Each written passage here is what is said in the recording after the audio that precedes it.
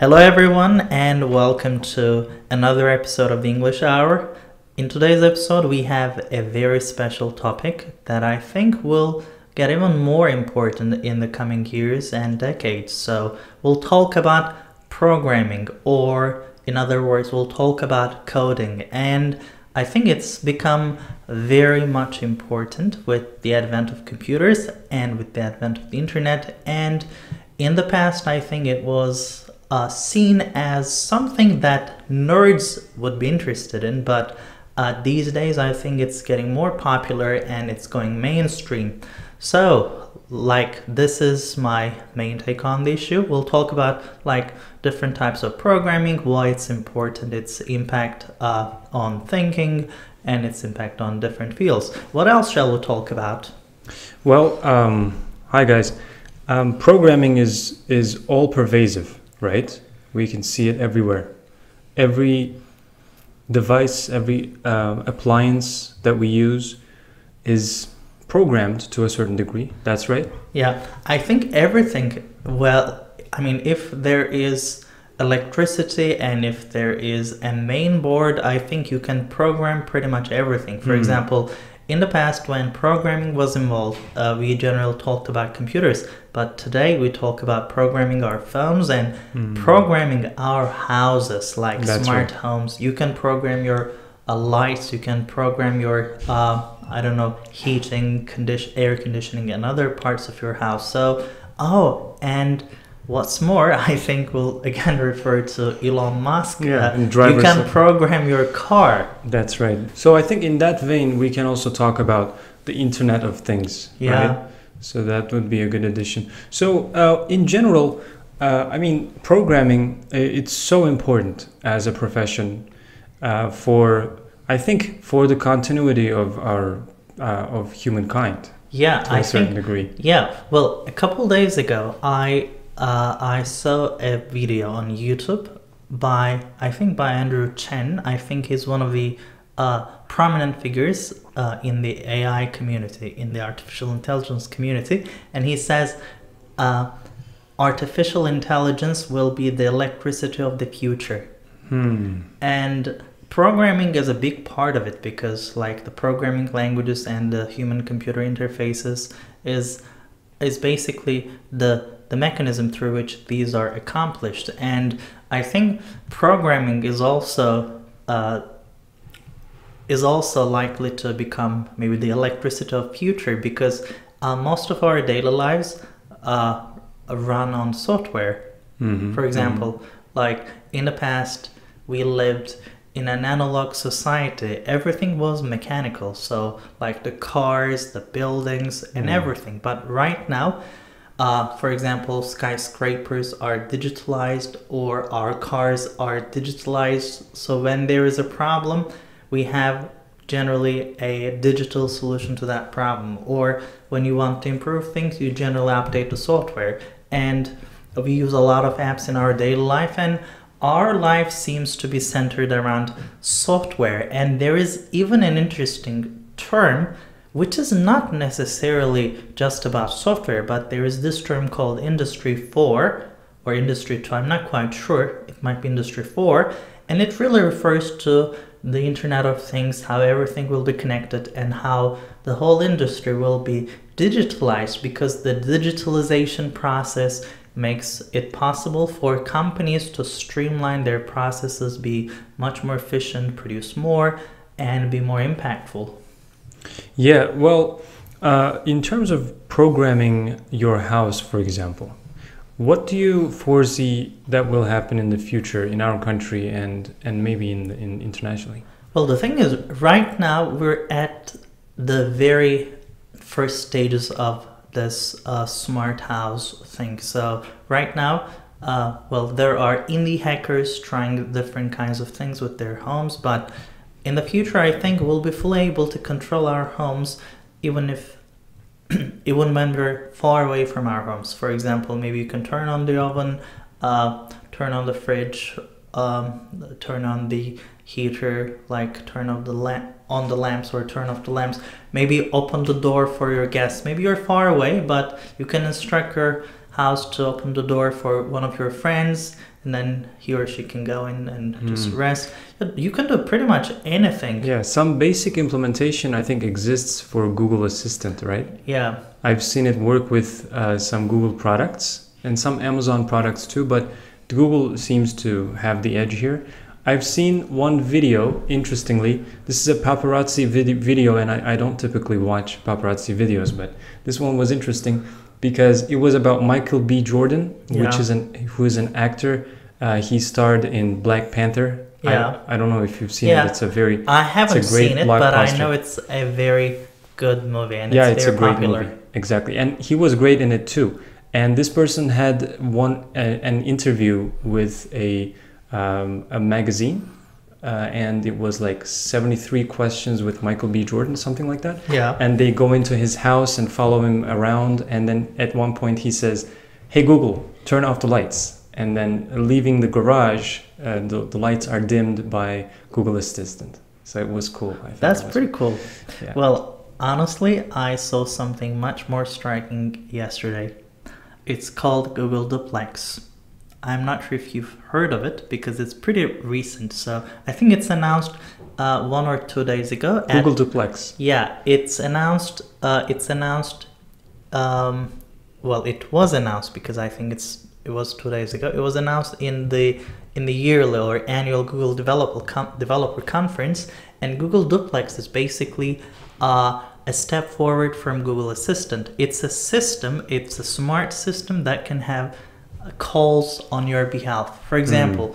So it's incredible. So imagine Google Assistant being able to call a beauty salon and book a haircut for you. So on the other end of the phone, there is a real person. The phone, Google Duplex, calls the hair salon. So the artificial intelligence part, the assistant, it's not a human, it's simply a software, right? So the assistant finds the nearest hair salon and then finds the phone number and calls the salon. So this is a computer generated program, and then calls the salon. The person, the lady in that salon, picks up the phone and starts talking, starts having a real natural conversation with that person, like understands what she says and then gives responses accordingly, and then books the appointment and then registers it or notes it on the person's calendar.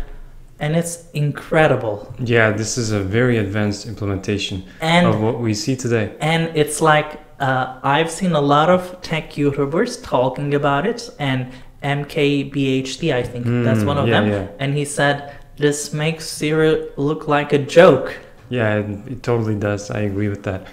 Well, I mean, it's kind of creepy too. It reminds me of the creepy valley. Like when you're having this conversation with this software, you would probably feel awkward. I mean, you know that it is a piece of software talking to you, so... But the thing is, with the advance in artificial intelligence and with the advances in programming and maybe the conceptualization of thinking and learning, one day computers or applications will be able to think in a virtual sense. Yeah, well, you know what? They might even develop feelings. You know, that's I think it's a great question that we mentioned before in one of our past episodes. It's the divide, this dichotomy between weak AI and strong AI, I guess. And well, what you're referring to would be more aptly categorized as strong AI, I guess. Yeah. And you're basically suggesting that it is possible and it is coming our way. So well, I mean, based on what I saw yesterday, I think it might be much sooner than we expected or anticipated. In the end, it will not matter whether we can achieve true intelligence, artificial intelligence or not, because we will simply be faced with one. Yeah. I mean, you might not think that it's the real thing, but if it acts like the real thing, it performs like the real thing, then it's the real thing whether you like it or not. Well, there is this duck test in science, I think. It goes like this. If it behaves like a duck, and if it quacks like a duck, then it's a duck. I know what you mean, yeah. It's interesting. But yeah. It really raises a lot of epistemological and ontological questions, like about existence and what it means and how you understand it, and that's very interesting. So that's what programming brings us, right? Artificial intelligence. Yeah, programming is basically the brickstone underneath all of this, because without programming, without being able to command computers, without being able to order them what to do, we wouldn't be able to at this stage of development. Yeah, and machine learning is the intermediary between two realms, right? You have programming, and then you program machines to program themselves. Yeah, and learn then you get stuff. Yeah, you get artificial intelligence. Yeah, so it's a process. Like, I mean, well, I'll go back to the beginning of the discussion on programming. So why does programming matter? So I think by now it should be clear to our listeners that programming is in the fabric of our day, in the fabric of our lives. So it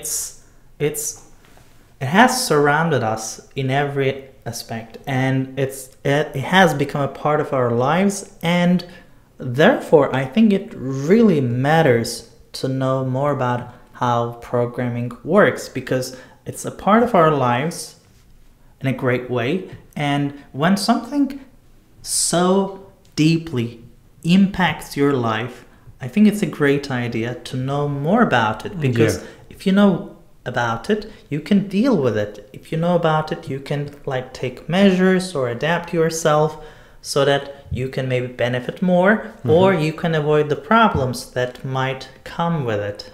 That's right. Having an understanding of the whole system is, I think, very beneficial. You don't have to be a professional programmer. You don't have to work as a programmer full time, but it's really helpful to understand the basic concepts. Yeah, well, we can start with the computer, right? Because computer is where it all began, basically. I mean, you have predecessors of computers, but computer is where programming happens. So basically, some of the things that programming goes into, or contributes to the existence of, are like any kind of software on your computer, right? Beginning with the operating system itself. The operating system is a program. It's a program. It's a piece of software, and it is something that programming brings us. I mean, it is something that is programmed, that is written in code, basically. Yeah. And it is the first thing actually on your hardware, on the hardware of your computer, that you bring in and introduce as a software. Yeah, you interact with it. Yeah. So it's basically the main layer between you and the other applications. Exactly. And an analog, an equivalent to operating system on a computer would be, for example, a firmware on a printer, or maybe another device that is not as intelligent, in quotation marks, as a computer, but still you interact with that device to accomplish something. And yeah, but it is also loaded with a firmware, actually. Yeah, but that's also kind of a program. Exactly. So that's what I mean. Exactly. Yeah. So you don't really, when you see a printer, for example, you don't really think programming. That is true. You don't true. really think software, but actually inside there is a piece of software that functions to bridge the gap between the user and the end result, the printer. Yeah, programming basically allows us to talk to machines. Yeah, that's what it does. That's interesting when I think about it that way. Like, it's the language. So if you want to learn how to talk to machines, you have to learn the language of programming. So, like, I personally like learning new languages, and learning a programming language is an adventurous endeavor. I mean, it's very fulfilling because you learn about different types of thinking. For example, I mean, I think one of the benefits of learning a programming language is that it makes you a problem solver, because each and every programming language, they're all different, but they share certain characteristics, and there are certain ways to approach problems, and a programming language forces you to create parameters and find solutions based on a given set of possibilities. Yeah. So there are rules and there are parameters, and it forces you to think about your problem in an abstract sense. So you have a problem that you'd like to solve. you need to think about that problem in an abstract way, find out the parameters and how you can make them interact to obtain the results that you'd like. Yeah, and it kind of makes me think, when I think of a programming language, it really teaches you, when you learn a programming language, that activity teaches you a lot of ways of thinking or ways of operation. What I mean by that is you learn to summarize, for example. Like if you want to write clean code, you seek out ways to summarize the code, make it shorter and make it simpler. You learn to categorize, because there are all of these objects and all of these types and variables that you move around to make your program work. So it makes, it teaches you how to categorize things. You learn to define, because without definitions, you can't really operate. Yeah. And it also teaches you to implement rules and learn to work within the boundaries of those rules. So it's like, it's a lot of mental gymnastics. That's what's going on. That's true. So you have to create a system, an abstract system in which everything works in a defined manner. So Exactly. as you said, you define your variables, you define your functions, you define your outcomes and everything, and you try to make sure that it doesn't break when you try to run it. Yeah. So, I mean, we talk about programming languages as if or programming as if it's just one thing, but just like with human languages, there are different types of programming languages. Some of them are more popular, some of them are less popular. For example, I think one of the most widespread programming languages right now is Java, which is right now owned by Oracle. And Java, for example, is used in a lot of enterprise applications, and most consumers are not aware of it, but Android phones run on Java. So the backbone of the Android operating system is Java. So when you develop applications for the Android ecosystem, you're basically using Java, not JavaScript. So people confuse Java and JavaScript, but they are different languages. They look like each other, they resemble each other, but they're different languages. So I think most people are familiar with the Java system thanks to the Android platform. It basically runs on Java. And the other, maybe the most popular or widely used language is C and its variants. So Objective-C and C++, those are very common and popular languages. It's one of the foundational languages. Yeah, it's one of the foundational languages. Like if you want to do high performance programming, you generally go with, I think, C and C variants, because they're closer to the machine language, so you can get better results. So, and that could also mean a steeper learning curve. Yes, that is true. So if a language is like very simple to learn and use, that means there's a lot of interpretation going on. So there's a middle layer between the computer and the programming language, and that middle layer generally increases the processing overhead. So it becomes slower. So highly interpreted languages, programming languages, are easier to understand because they make more sense in a natural language. That is true. But they are harder to work with sometimes because there is a lot of interpretation, and that kind of brings some performance costs. That is true. So that higher level code is first turned into machine code before it's interpreted by the machine. So there are two stages of interpretation. And I mean, in the past, that was an issue because processing power was limited and disk storage was limited. But right now, honestly, it doesn't really matter, because we have supercomputers, we have cloud computing, and our phones are, I mean, the worst smartphone in the market is I think 10 times, 20 times faster than a computer that was introduced maybe 10 years ago. Yeah, that's a fair assessment. Yeah, because like they're becoming more and more powerful, and when you have the necessary processing power and the system, you don't really care about optimization that much. Yeah, another metric that goes into the discussion, I guess, is platform, right? Yeah. Because different platforms might have different requirements in terms of how you program a language.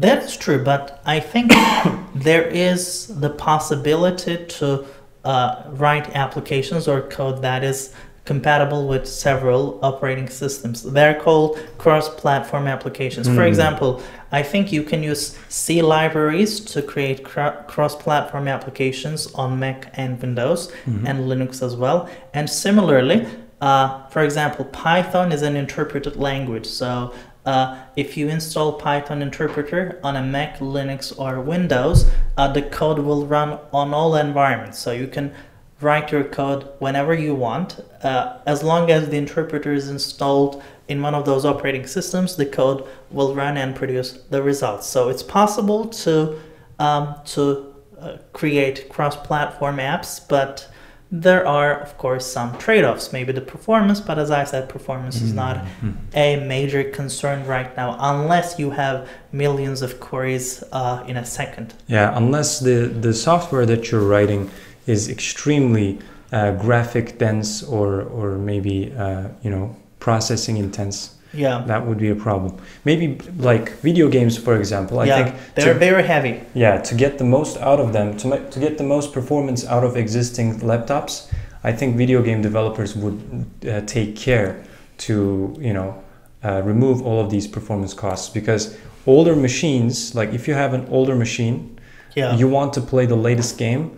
They want to sell you the game. So if if they can sell you the game, the prerequisite is that it works on your machine. So they're gonna kind of scale it down and optimize it. Yeah, I think most of the games are sort of written in C or C variants, such as C++. Because of the performance. Yeah, because of the performance, and I think the tradition. Yeah.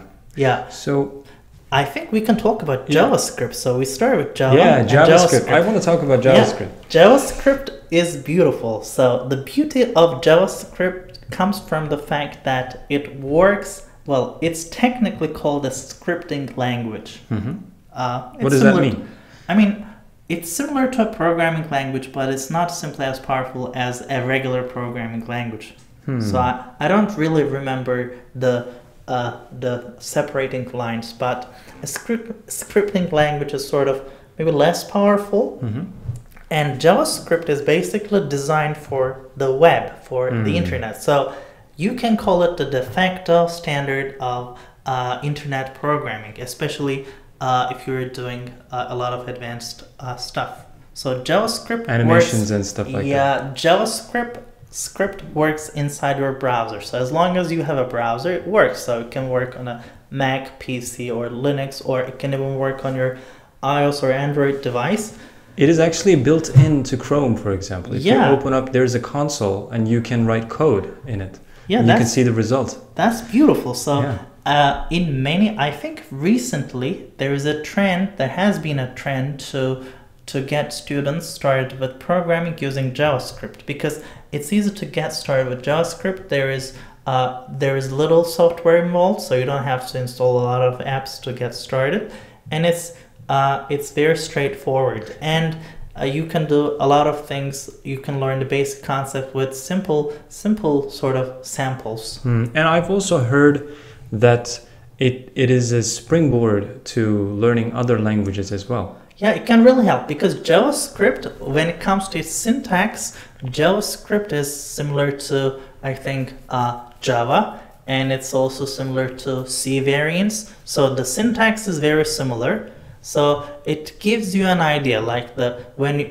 for example, the way you define a function, the way you define your variables, they're similar across languages. I think one of the exceptions would be Python, which is a lot more intelligible. So you write Python code more like real language, maybe. You don't have a lot of semicolons, colons, and other diacritical marks. So Python is easier to read, is nicer on the eye, but it's very much different when it comes to its syntax from JavaScript, Java, or C+ variants.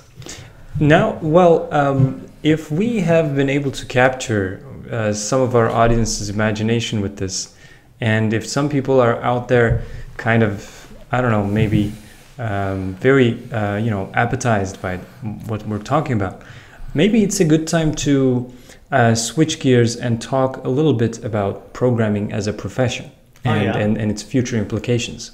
Yes, sure. But before we delve into that topic, I'd like to give one practical example. So I said that, since our lives are embedded in a software-driven system environment, it really matters to know how the whole software ecosystem works and how programming works. So when you know programming, you can basically program for yourself. So for example, there are things that a computer cannot do, but if you know programming, you can make your computer do things that you want. For example, I'll give a basic example. Maybe you have like 300 files or 3,000 files, and you want to rename all of them in a specific way. Mm-hmm. And the operating system in its default state does not give you that ability. So you cannot create a pattern and tell the operating system to rename all of those files in a given pattern or sequence.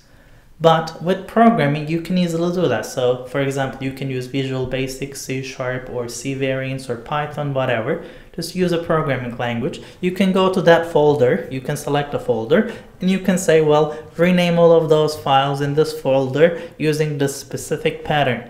And it can save you hours of work. So it's very useful. And one practical example I remember from high school is that, I became interested in programming when I was in high school, and one thing I did back then, my little brother was, I think, like maybe 4 or 5 years old, and I wanted to do something for him. So I developed an app that helped him to learn the numbers. So the app would show a random number, like generally a 2-digit number on the screen, and then the program would read out that number. Or I made a quiz app, so maybe the program would read out a number, would speak a number, and then my brother would have to choose the right number from a set of choices. That's pretty cool. It was a lot of fun. It was a very sort of instructional experience. So I think, you can use programming to do stuff. For example, maybe if you become very advanced in programming, you can maybe develop mobile games and apps. It's not easy. It definitely takes a lot of time, but you can develop maybe a very useful or popular mobile app or game, and that can be very profitable, and that can be and also very satisfying as a person, because imagine that your app is being used by thousands of people or maybe millions of people, and it's a great feeling. I agree, yeah.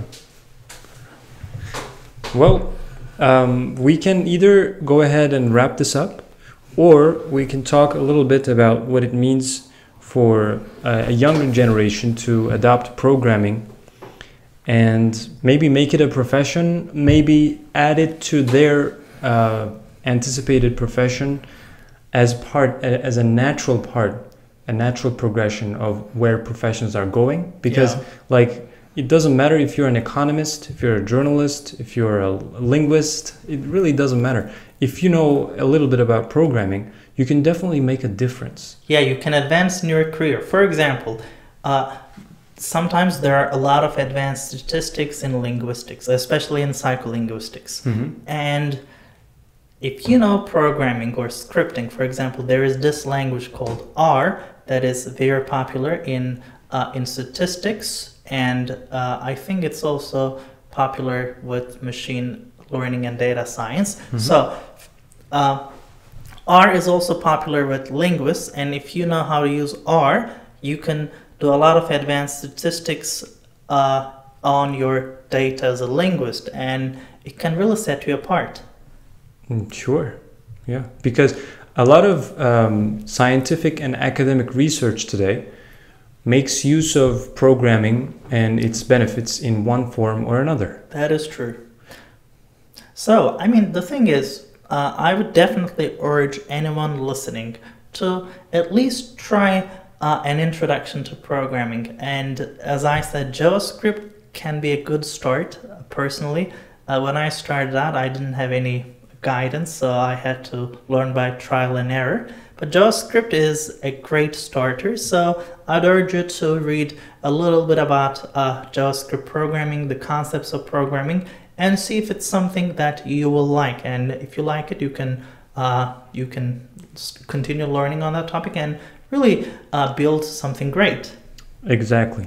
Well, and it's never really too late either, because the learning endeavor itself promises a lot of ways of development. So you don't even have to learn programming thoroughly and produce something with it to benefit from the learning activity itself. Because as we said, it teaches you a lot of different things that you can do, in terms of being able to summarize, categorize, define, and work within define the parameters. All of these are mental functions that we use inadvertently or knowingly throughout our day. And if we become more aware of these things, we can become better learners and also better thinkers. That is true. So it's a good idea to get into programming anyways. So everyone, try programming. When you've got free time, definitely try it, and you'll definitely benefit from it. So, well, those are my last words or remarks. All right. Well, let's wrap this up. So thanks a lot, guys, for listening, and then let's see you in another episode of the English Hour. Yes, we'll see you soon. Bye.